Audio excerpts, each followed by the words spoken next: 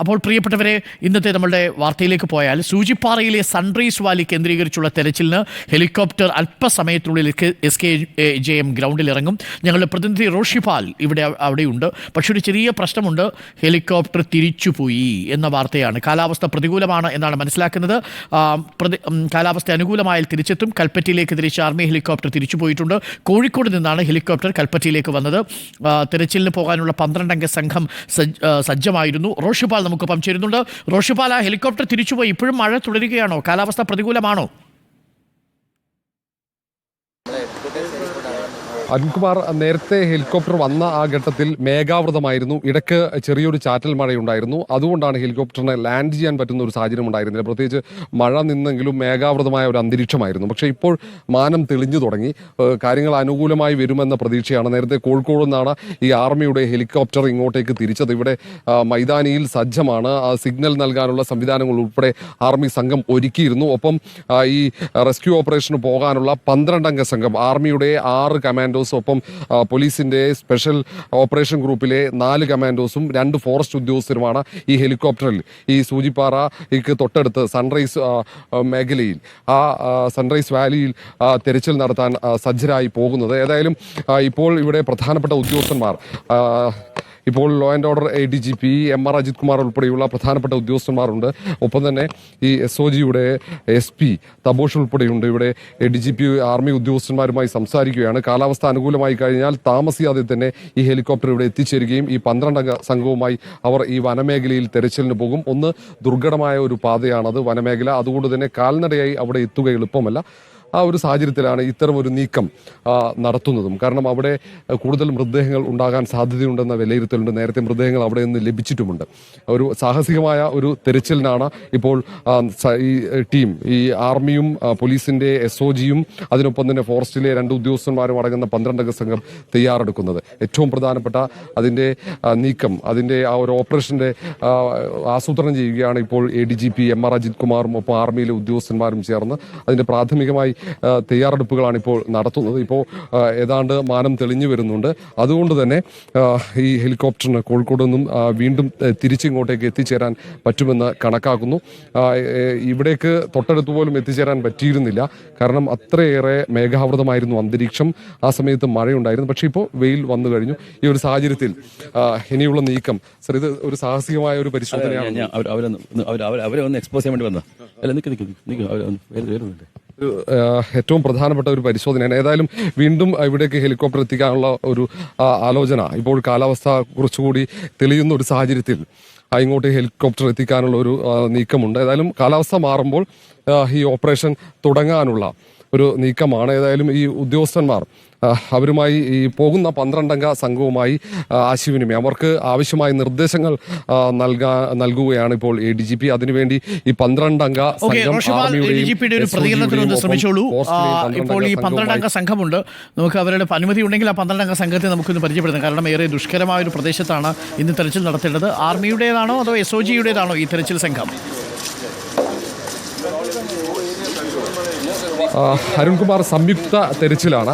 ഇതിൽ 6 പേർ ആർമിയിലെ കമാൻഡോസാണ്, 4 പേർ SOGയാണ്, 2 പേർ ഫോറസ്റ്റ് ഉദ്യോഗസ്ഥന്മാരാണ്. കാരണം ഫോറസ്റ്റ് ഉദ്യോഗസ്ഥന്മാർക്കാണ് ഈ വനമേഖല കൃത്യമായി അറിയുന്നത്. അവർക്ക് അതിൻ്റെ ഭൂമിശാസ്ത്രം അറിയാം. അതുകൊണ്ട് ഈ ഓപ്പറേഷന് 2 ഫോറസ്റ്റ് ഉദ്യോഗസ്ഥരുടെ സഹായം ഈ സംഘം തേടിയിരിക്കുന്നു. ആർമിയും ഒപ്പം SOGയും നടത്തുന്ന സംയുക്ത ഓപ്പറേഷനാണ്. അതിനൊപ്പം ഫോറസ്റ്റ് ഉദ്യോഗസ്ഥന്മാരും പോകുന്നു എന്നതാണ്. ഈ പോലീസിൻ്റെ ഈ ബറ്റാലിയൻ IRB ഇന്ത്യൻ റിസർവ് ബറ്റാലിയനിലെ സ്പെഷ്യൽ ഓപ്പറേഷൻ ഗ്രൂപ്പിലെ SP തബോഷിൻ്റെ നേതൃത്വത്തിലുള്ള സംഘത്തിലെ 4 കമാൻഡോസ് പോകും. അതിനൊപ്പം തന്നെ ആർമിയിലെ 6 കമാൻഡോസും ആണ് ഉണ്ടാവുക. മൊത്തത്തിൽ 12 പേരുണ്ട്. അതിൽ ആദ്യഘട്ടത്തിൽ 6 പേർ പോകും, രണ്ടാമത് വീണ്ടും 6 പേർ. ആ രീതിയിലാണ് ഇപ്പോൾ ഈ ഓപ്പറേഷൻ ആസൂത്രണം ചെയ്തിരിക്കുന്നത്. ഇപ്പോൾ ADGP law and order MR Ajith Kumar, ഈ ആർമിയിലെ ഉദ്യോഗസ്ഥന്മാർ, SOGയിലെ ഈ റെസ്ക്യൂ ഓപ്പറേഷന് പോകുന്ന സംഘത്തിന് ആവശ്യമായ നിർദ്ദേശങ്ങൾ നൽകുന്നു. ഒന്ന്, ഏറ്റവും ദുർഘടമായ ഒരു മേഖലയാണത്. അവിടെ കാലാവസ്ഥ ഇവിടെയുള്ള സമാനമായ കാലാവസ്ഥയാകണമെന്നില്ല അവിടെ. അതുകൊണ്ട് തന്നെയാണ് അവിടെ അത്തരം ഒരു തിരിച്ചിൽ നടത്തുന്നതിൻ്റെ റിസ്ക് അത് വളരെ കൂടുതലാണ്. നമുക്ക് ഇതിൽ ADGPയുടെ ഒരു പ്രതികരണം ആവശ്യമാണ്. നമുക്കൊപ്പം തന്നെ ഏറ്റവും ഒരു സാഹസികമായ ഓപ്പറേഷനാണല്ലോ തയ്യാറെടുക്കുന്നത്. അതെ അതെ അതെ അതെ അതെ അപ്പോൾ ഏതായാലും ഇപ്പോൾ പോകാനുള്ള ഒരു കാലാവസ്ഥ അനുകൂലമായി വരുന്നു. കാലാവസ്ഥ ഇമ്പ്രൂവ് ചെയ്യുന്നുണ്ട്. 12 സംഘം അങ്ങോട്ട് തിരിക്കും. 12 സംഘമാണ് നമ്മുടെ അവൈലബിൾ ആയിട്ടുള്ളത്. 2 സോർട്ടിയായിട്ട് 6 പേര് വെച്ചുള്ള സോർട്ടിയാണ് പോകുന്നത്. ഇത് ഇന്ന് തുടക്കം മാത്രമായിരിക്കും സൺറൈസ് വാലി? അല്ല, അത് ഇന്നലെ ഗവൺമെൻറ് എടുത്ത തീരുമാനമാണ്. ഈ സൺറൈസ് വാലിയും മറ്റേ വെള്ളച്ചാട്ടത്തിന് താഴത്തുള്ള എല്ലാ ഒരു 6 കിലോമീറ്റർ സ്ട്രെച്ച് നമ്മൾ നേരത്തെ നോക്കി അക്സസബിൾ ആവാത്ത സ്ഥലങ്ങളൊക്കെ അക്സസ് ചെയ്യാന്നുള്ളതാണ്. അപ്പോൾ ലാൻഡ് വഴി അക്സസ് ചെയ്യാൻ ബുദ്ധിമുട്ടുള്ളതുകൊണ്ടാണ് എയർ വഴി നോക്കുന്നത്. ബോഡി കിട്ടിയ ഏരിയ തന്നെയാണ് ഒന്നും കൂടെ പോകുന്നത്. അതിനുശേഷം തൊട്ടുള്ള അടുത്ത ഏരിയാസിലും പോയിട്ട് നമ്മൾ സെർച്ച് ചെയ്യാൻ നോക്കുന്നത്. കൂടുതൽ ദിവസങ്ങൾ ഒരു പക്ഷേ തെരച്ചിൽ ഈ ഹെലികോപ്റ്റർ വഴിയുള്ള തെരച്ചിൽ നീണ്ടേക്കാം. ഇത് ഹെലികോപ്റ്റർ വഴി തിരച്ചിലല്ല. ഹെലികോപ്റ്റർ വഴി പോലീസ് കമാൻഡോസും ആർമി കമാൻഡോസിനെയും നമ്മൾ എയർ ഡ്രോപ്പ് ചെയ്യണം. ഡ്രോപ്പ് ചെയ്തിട്ട് താഴെ പോയിട്ട് സെർച്ച് ചെയ്യാം. ഹെലികോപ്റ്ററിൽ സെർച്ച് ചെയ്യുന്ന ആൾക്കാർ താഴെ പോയി സെർച്ച് ചെയ്യാം. SOGയുടെ 4 കമാൻഡോസ് കൂടെയുണ്ട്. പോലീസ് 4 കമാൻഡോസ് ഉണ്ട്. ആർമിയുടെ 6 കമാൻഡോസ് ഉണ്ട്. 10 പേര്. 2 ഫോറസ്റ്റ് ഗാർഡിനെ കൊണ്ടുപോകുന്നുണ്ട്. ഏതാണ്ട് തെരച്ചിൽ ഭൂരിഭാഗം മേഖലകളിലും തെരച്ചിൽ നടത്തി കഴിഞ്ഞു തോന്നുന്നു. അല്ല, ലാൻഡിൽ നമ്മൾ വില്ലേജ് ഏരിയ ഒഴികെ ബാക്കി ഓൾമോസ്റ്റ് എല്ലാം കംപ്ലീറ്റ് ആയിട്ടുണ്ട്. വില്ലേജ് ഏരിയയിൽ കുറച്ചുകൂടി ഡഗ് ചെയ്യുന്ന ബോഡി കിട്ടുന്നുണ്ട്. ഓൾമോസ്റ്റ് നമ്മൾ കംപ്ലീറ്റ് ചെയ്യുന്നത് എക്സെപ്റ്റ് ഈ സ്ലഷ് കിടക്കുന്ന വലിയ ഡീപ്പായിട്ട് സ്ഥലമുണ്ട്. അവിടെ ഇറങ്ങാൻ പറ്റില്ല, ഡ്രൈ ആയാലേ പറ്റത്തുള്ളൂ. അതർവൈസ് ഓൾമോസ്റ്റ് ആയി വരുന്നുണ്ട്. ഇനി നമ്മൾ ഈ റിവർ സൈഡാണ് നമ്മൾ നോക്കുന്നത്. ഇതുവരെ ഒരു പോകാൻ പറ്റാത്തൊരു സാധ്യതകൾ, അങ്ങനെയുള്ള ഒരു അപകടം പിടിച്ച ഒരു സ്ഥലമാണല്ലോ.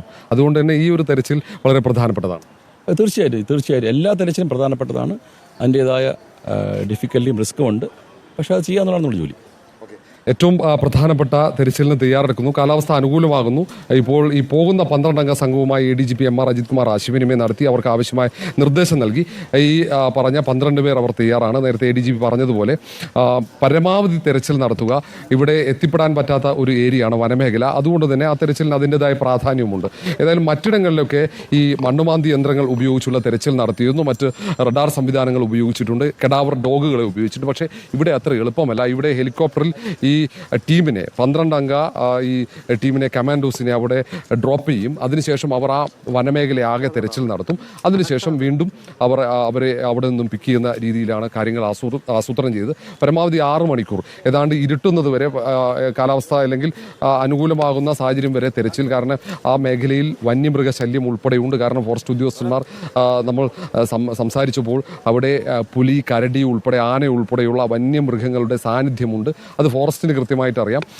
അവർക്ക് അതുകൊണ്ട് തന്നെ ഫോറസ്റ്റ് ഉദ്യോഗസ്ഥന്മാർ പോകുന്നു. പക്ഷേ ഈ സമയത്ത് ഈ വന്യമൃഗങ്ങൾ ഈ വെള്ളം കുടിക്കാനായി ഈ പുഴയോരത്ത് എത്തില്ല. അതുകൊണ്ട് ഏതാണ്ട് ഒരു 5 മണിക്കകം, ഏതാണ്ട് 4 മണിക്കും 5 മണിക്കും ഇടയിൽ ഈ പരിശോധന പൂർത്തിയാക്കി തിരികെ കയറണം. കാരണം ഏതാണ്ട് നേരം ഇരുട്ടുമ്പോൾ ഈ കരടി അടക്കം പലപ്പോഴും ഇവർ പരിശോധന നടത്തുമ്പോൾ ഈ മറുകരയിൽ കരടിയുടെയും ഈ പുലിയുടെയും ഒക്കെ സാന്നിധ്യം കണ്ടിരുന്നു. അതുകൊണ്ടാണ് ഈ അപകട സാഹചര്യം. അവിടെ റോപ്പിൽ ഈ ഹെലികോപ്റ്ററിൽ നിന്നും ഈ 12 പേരടങ്ങുന്ന സംഘം താഴേക്കിറങ്ങി ആ വനമേഖലയിൽ കൃത്യമായി പരിശോധിച്ച് മൃതദേഹങ്ങളുണ്ടെങ്കിൽ എയർലിഫ്റ്റ് ചെയ്യാനുള്ള സംവിധാനമാണുള്ളത്.